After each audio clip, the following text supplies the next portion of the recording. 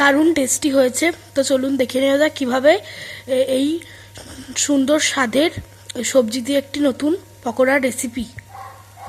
Hello friends, welcome back to my channel Mahima's dream kitchen.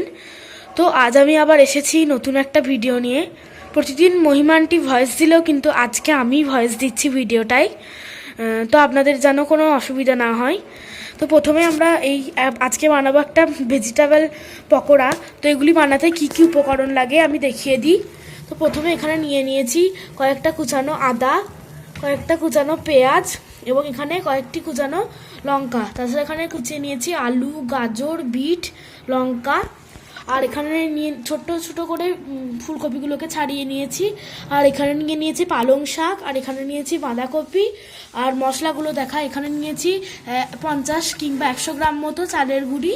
আর এখানে same পরিমাণে 50 কিংবা 100 গ্রাম মতো বেসন। আর এখানে নিয়েছি চাট মশলা, লঙ্কার গুঁড়ো, লবণ, জিরের গুঁড়ো, হলুদ ইত্যাদি। তো চলুন দেখে নেওয়া যাক কীভাবে এই ভেজিটেবল পকোড়াটা বানানো যায়। এটা কিন্তু খুব একটা সহজ পদ্ধতিতে আমরা আজকে বাড়িতে তৈরি করে নেব এবং খুব নিত্য নতুন রেসিপিও আপনারা এটাকে বলতে পারেন। তো এই ভেজ পকোড়াটা বানানোর জন্য আমরা এই সমস্ত সবজিগুলোকে মেখে নেব। তার জন্য আমরা একটা জায়গা নিয়েছি। তো প্রথমে আমরা দিয়ে দেবো এখানে যেটুকু পরিমাণ মতো ফুলকপি ছিল সেই ফুলকপিটুকু, এবং তারপর আমরা দিয়ে দেবো বাঁধাকপি। সব কিন্তু আপনারা সম পরিমাণে ব্যবহার করবেন। ফুলকপিটা একটু কম দিতে পারেন, কিন্তু বাঁধাকপি একটু বেশি দেবেন। তো কোনো দিন ভিডিওতে আমিও ভয়েস দিতে পারি, আবার যিনি রান্না করছেন সেই শেফও ভয়েস দিতে পারেন। তো যাতে যেন আপনাদের কোনো অসুবিধা না হয়, আপনাদের অসুবিধা হলে আপনারা কমেন্টে জানাবেন। তো দেখতেই পেয়েছেন এখানে সব আমরা জিনিসগুলো নিয়েছি। তো এবার এর মধ্যে বাকি যে সবজিগুলো ছিল, যেমন আলু কুচি, তারপর গাজর কুচি, বিট কুচি ও দিয়ে দেবো যে দেশি ধনে পাতাগুলো ছিল সেগুলো কুচি করে দিয়ে দেব।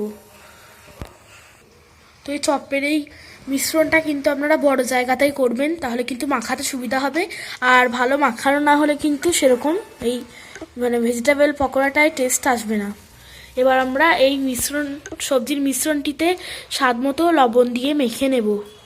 তো এভাবে হাতে করে কিন্তু ভালো করে মেখে নেবেন, এতে কিন্তু সবজি থেকে জল বেরোতে পারে।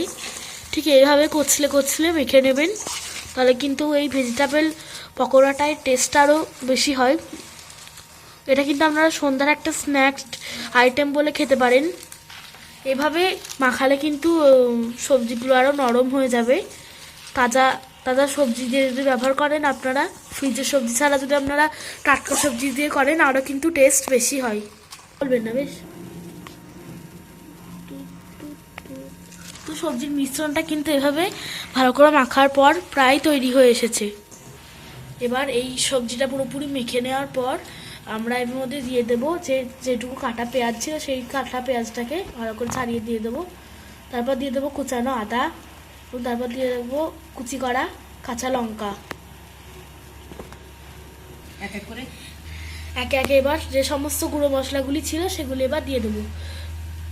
তো প্রথমে বলে দিয়েছিলাম, তাও বলে দিচ্ছে আর একবার, লঙ্কার গুঁড়ো, জিরে গুঁড়ো, হলুদ গুঁড়ো, আর এখানে পরিমাণ মতো চাট মশলা আমরা দিয়ে দিলাম। এবার আবার ভালো করে মেখে নেব। তো এবার আমরা কিন্তু সেন্টের জন্য ভাজা জিরেকে গুঁড়ো করে দিয়েছি। এবার আপনারা কোনো কোম্পানির প্রোডাক্ট ইউজ করতে পারেন, কিন্তু কাঁচা জিরেকে যদি ভেজে গুঁড়ো করে তৈরি করা হয় এর টেস্ট কিন্তু আরও বাড়ে।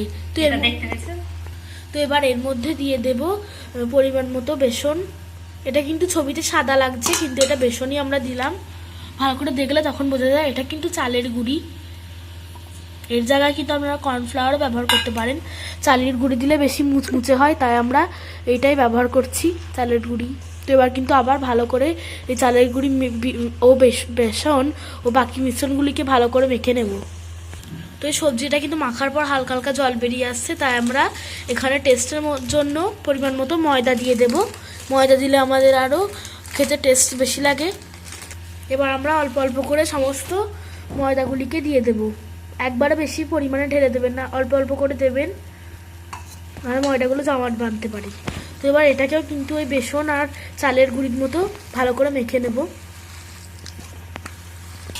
আপনারা আমাদের এই সমস্ত ভিডিওগুলিতে এত ভালোবাসা দিচ্ছেন যে আমাদের আরও নতুন ভিডিও বানাতে উৎসাহিত হচ্ছে। যদি আমাদের ভিডিওগুলি বানাতে কোনো ভুল হয় আপনারা কিছু মাইন্ডে নেবেন না।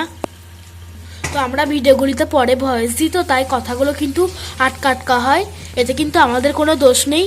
আর ভিডিওর যদি কোনো পিকচার কোয়ালিটির প্রবলেম হয় তাও কিন্তু আপনারা কিছু মনে করবেন না। আমরা কিন্তু যতটা পারি চেষ্টা করি ক্যামেরার কোয়ালিটি ভালো দেওয়ার। তো আমরা কিন্তু যখন আমাদের অনেক সাবস্ক্রাইবার হয়ে যাবে তখন কিন্তু আমরা DSLR-এও ভিডিও করতে পারি আপনাদের পিকচার কোয়ালিটি ভালো দেওয়ার জন্য। তো এই সবজির মিশ্রণটা এবার রেডি, এবার এটাকে তেলে ভাজার জন্য প্রস্তুত করব। তো এবার কিন্তু আপনারা একটা গ্যাসের উপরে একটা কড়াই বসিয়ে নেবেন, কড়াইটা গরম হতে দেওয়ার জন্য। কড়াইটা গরম না হলে কিন্তু তেলের একটা কাঁচা গন্ধ থাকবে। তো এবার আমরা এই সমস্ত পকোড়াগুলোকে ভাজার জন্য কড়াই অল্প পরিমাণ সাদা তেল দিয়ে দিয়েছি। তেলটাও কিন্তু এবার গরম হতে থাক, তারপর আস্তে আস্তে একে একে এই সমস্ত পকোড়াগুলিকে ভেজে নেব। তো আপনারা কিন্তু এই ব্যাটারটিকে যদি সস দিয়ে খান, ফ্রাই করার পর সস দিয়ে বা কোনো চাটনি দিয়ে, তাহলে কিন্তু টেস্টটা আরও বাড়ে। তেলটাকে কিন্তু মিডিয়াম টু লো ফ্লেমে গরম করে নেব, নাহলে কিন্তু তেলটাও পুড়ে দিতে পারে। এবার আমরা একে একে সমস্ত পকোড়াগুলিকে ছেড়ে দেব।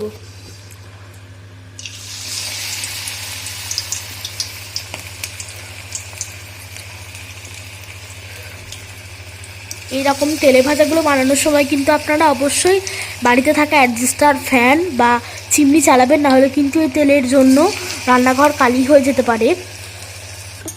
আপনারা যদি এভাবে সমস্ত ভিডিওতে ভালোবাসা দিতে থাকেন তাহলে কিন্তু আমরা কিছুদিন পরে ফাঁকিবাজিভাবে ঘরে থাকা উপকরণ দিয়ে চিকেন পপকর্ন রেসিপি শেয়ার করব।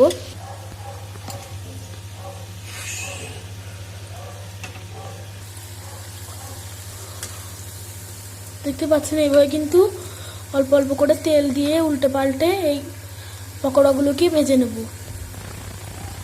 পকোড়াগুলিকে কিন্তু আপনারা ডুবো তেলে ভাজবেন, তাহলে কিন্তু ভালো হবে।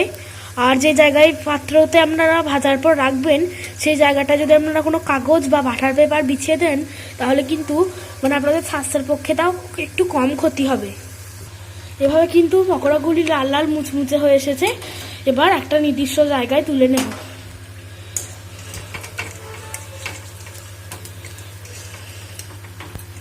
দেখতে পাচ্ছেন কিন্তু কতটা লাল হয়েছে আর মুচমুচে।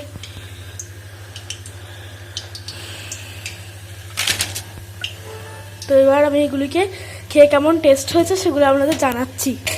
এটা কিন্তু আমি আবারও বলছি, সস দিয়ে খেলে বেশি টেস্ট হয়। তো আপনারা কিন্তু এই পকোড়াগুলি ভাজার সময় বেশিক্ষণ রাখবেন না, তাহলে কিন্তু কালো হয়ে যেতে পারে। আমাদের কিন্তু লালই হয়েছে, ক্যামেরায় কিন্তু কালো দেখাচ্ছে। এবার আমি খেয়ে বলি কেমন হয়েছে। দেখতে পাচ্ছেন কতটা মুচমুচে হয়েছে। যে এবার খেয়ে আমি বলছি, তো এটুকু আমি খেয়ে দেখি। তো একদম সুপার টেস্টি যাকে বলে, দারুণ টেস্ট হয়েছে। আর কোনো বাইরেকার চিকেন পকোড়া ওই সব যদি বাচ্চারা খেতে চায় আপনারা কিন্তু সেটা না বানিয়ে বাড়িতেই কিন্তু আপনারা এরকম সবজি দিয়ে টেস্টি স্ন্যাক্স আইটেম বানাতে পারেন। এটা কিন্তু চা বা কফি যে কোনো কিছুর সঙ্গে খেলে খুব টেস্ট হয়। তো এই যে আজকের মতো এটুকুই। যদি আপনাদের ভিডিওটা ভালো লেগে থাকে লাইক, কমেন্ট, শেয়ার আর সাবস্ক্রাইব করে দেবেন। বাই।